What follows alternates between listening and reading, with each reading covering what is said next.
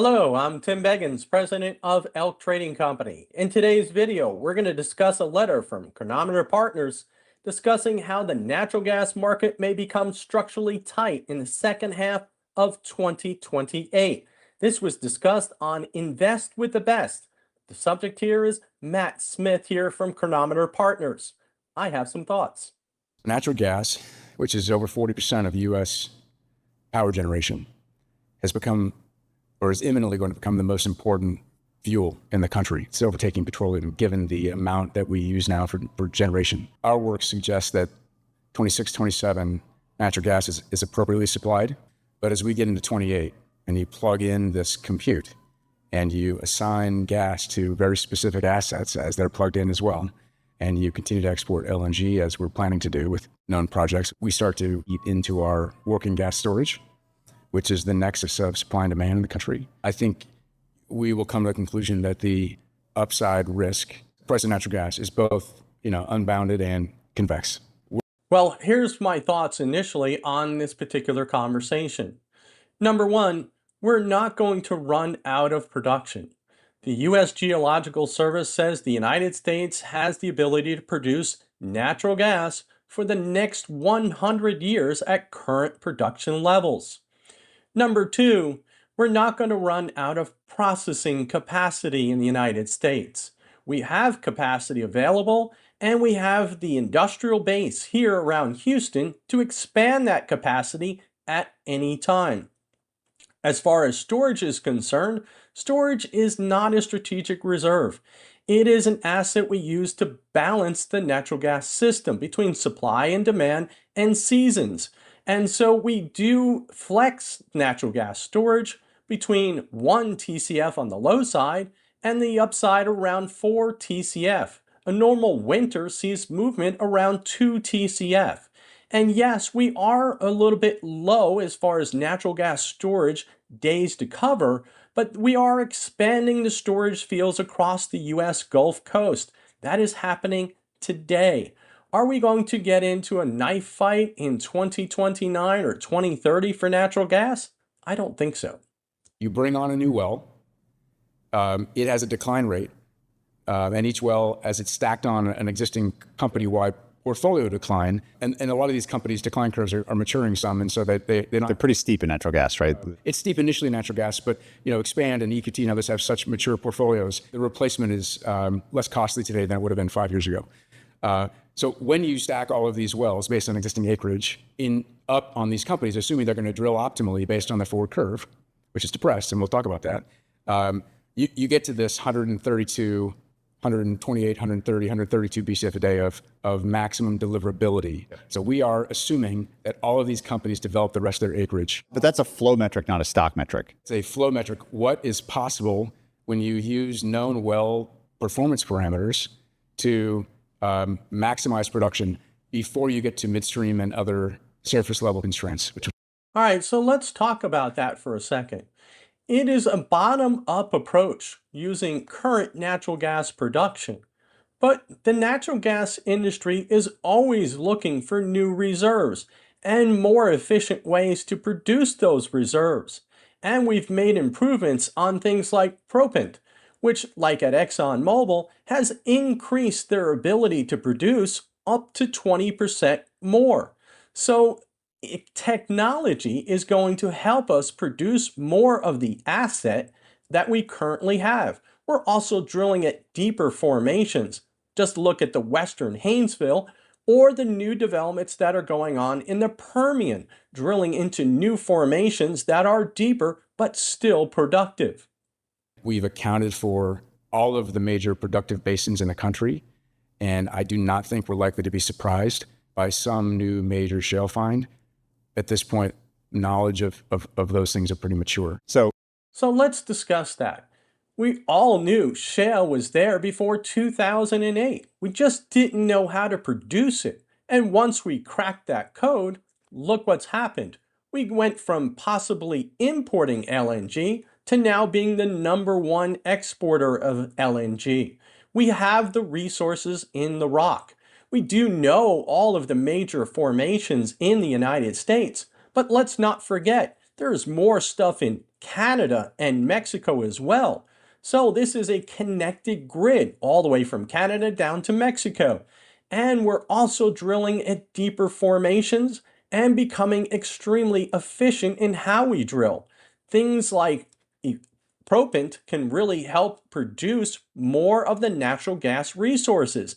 Remember, for unconventional reservoirs, we typically get out less than 10% of the resource. So we've got a lot of upside potential that technology can help us develop. So processing is the first major constraint.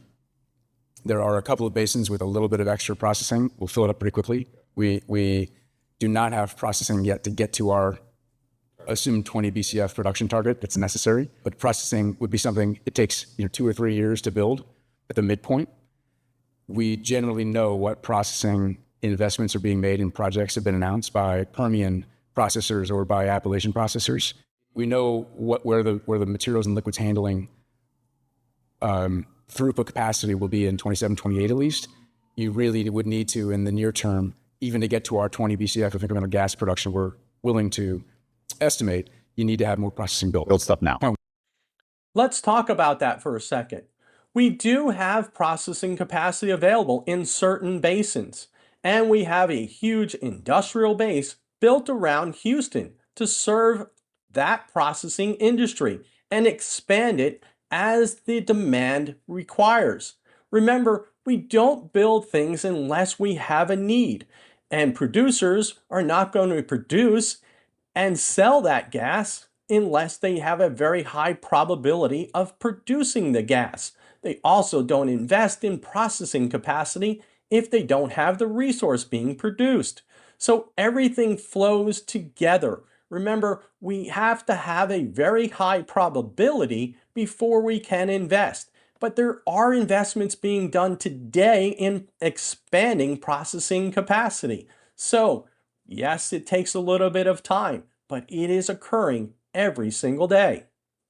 2029, 2030, the curve is flat because people believe the gas is abundant. That's despite all these AI compute announcements, despite what all of the companies are doing for their investments. Gas has lulled everybody to sleep. But what happens is these structural things start to fall in place in 27, 28, and we start to draw meaningfully in the middle of 28, as early 28, on the gas system like we've never drawn before. And as we look at 28, 29, 2030, we start to cut into the US working gas storage, which is about 4 TCF total gas storage. There's kind of a range of high and low for that storage seasonally as we draw in summer and winter and then build in the shorter months in the spring and fall. When you get to the middle of 2028, we start to break very materially below in a historical way where gas available in storage has ever been before. So let's talk about that for a second. Remember, producers will not sell contracts for production unless they have a very high probability of being able to produce the resource. LNG facilities have to secure supply, and producers therefore have to contract for processing capacity as well. So everything flows back and forth between supply and demand. If you show you have demand, we'll create the supply. That's what the industry has been doing for well over 150 years. Regarding natural gas storage is a balancing item. It is not a strategic reserve. We use natural gas storage to balance out between areas and balance out between seasons. This is being expanded as we speak in the United States today. So this will continue to diminish as importance because, again, we have to look for demand first before we can build supply. And we have the reserves to meet that demand. Just look at the US Geological Service, look at WoodMac. We all know that demand is going to increase by 20 BCF by 2030, and the industry is responding. We have super El Nino conditions this year developing here at the latter half of 2026, which will flow over into 2027. So in the United States, we will have plenty of gas into US storage, and we will have plenty of production to meet any incremental LNG development. That will be Golden Pass 2, that will be Port Arthur LNG, that will start to be places like Rio Grande LNG. Again, you don't build these facilities unless you're assured that you'll have supply to feed into those facilities. This is what the industry does every day. And what we're talking about are structural drivers of demand against a known possible production of gas, and they don't match up. You pull in a very historic way, starting in 28, to the point where the deficit gets really convex and unbounded. Meaning that gas prices could be 20 or something like this? I would hesitate to even put a price target on it, but at $8 or $10, we think you potentially shut off some of the U.S. exports where there's spot cargoes, and they are leaving the border to capture uplift in Europe or elsewhere. So natural gas prices cannot sustain themselves at $20. You'll destroy a U.S. industry built around the U.S. Gulf Coast in particular. There will be no diminishing of spot LNG cargoes because those are contracted volumes for companies outside of the United States. So let's take this for a grain of salt here for a second. Price dictates where we have production. When prices are low, production diminishes. When prices are up, production increases. We all know what's coming in 2030. The industry is ready to respond. In fact, it's doing so every single day. So there's going to be no surprise as far as what we look at on the demand side. Can we get the production? We have the rock. We have the processing capacity and the ability to expand it. So are we going to see $8 to $10 natural gas? It might be transitory, but it will not be long-lived. And when we think about the cost of the hyperscalers, right now energy is about budgeted to be about 10% of their cost. Depreciation is the highest, certainly memory and other things factor into that as well, but total cost of energy is supposed to be about 10%.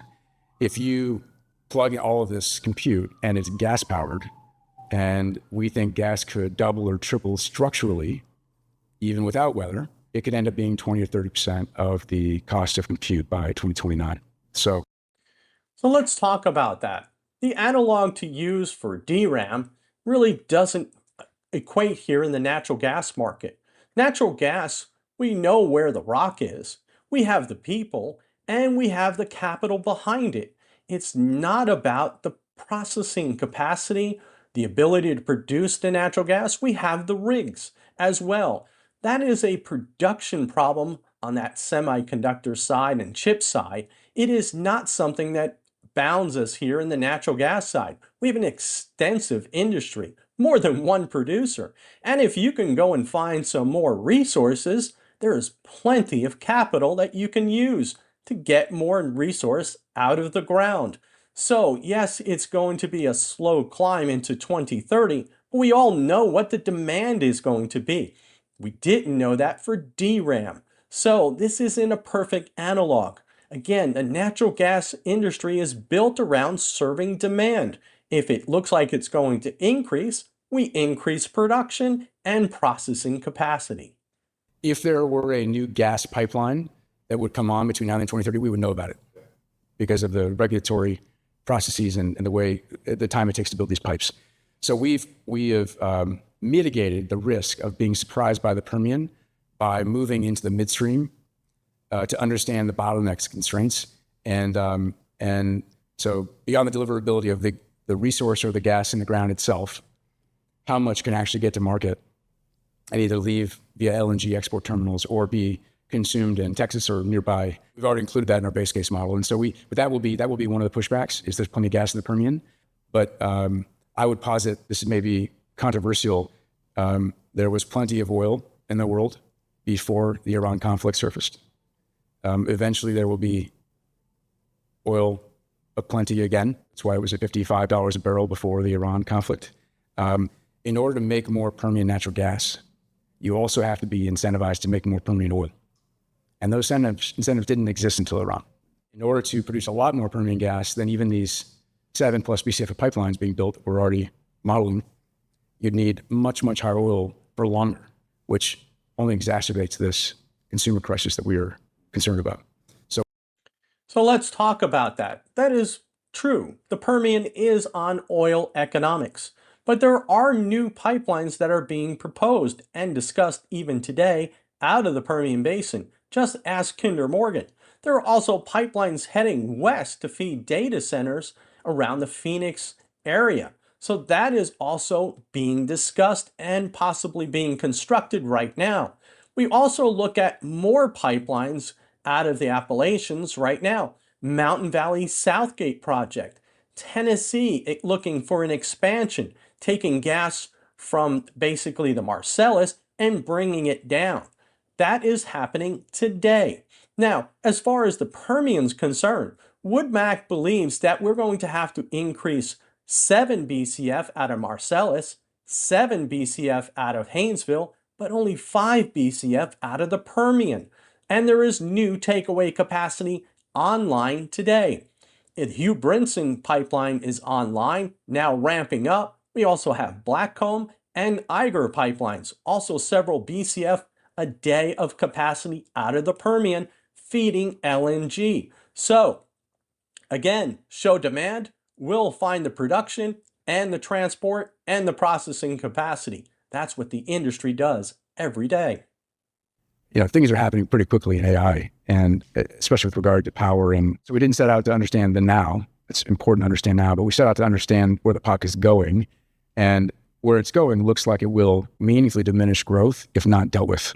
And so that's why it brings me to the nuclear solution as maybe the most viable long-term. My comments on solar are probably the most important thing that I would do. I think everybody should get a solar system in their houses. It won't be perfect. It will deliver electricity when there's sun out. It may not deliver electricity when it's cloudy, but it's a way to protect yourself from very high peak power prices from 10 a.m. until 6 p.m., which are the biggest part of your bill. I would incentivize people to study your state's rules and try to put incentives in place to really start to grow residential solar faster than what's been kind of a stagnating industry the last year after some incentives were removed. So let's talk about that. Residential solar is extremely expensive and inefficient. The equipment alone used to balance the grid makes it really expensive. And this makes no sense. In Texas here, we have utility scale solar. That makes sense. Wind, solar, and battery technology is the main part of the fuel mix here in ERCOT, which means that natural gas is available for power and for export. That's right, data centers have to bring their own power to sites here in Texas, which will mainly be SMRs potentially, that's small modular reactors. That will also be solar and wind and battery technology, and yes, natural gas.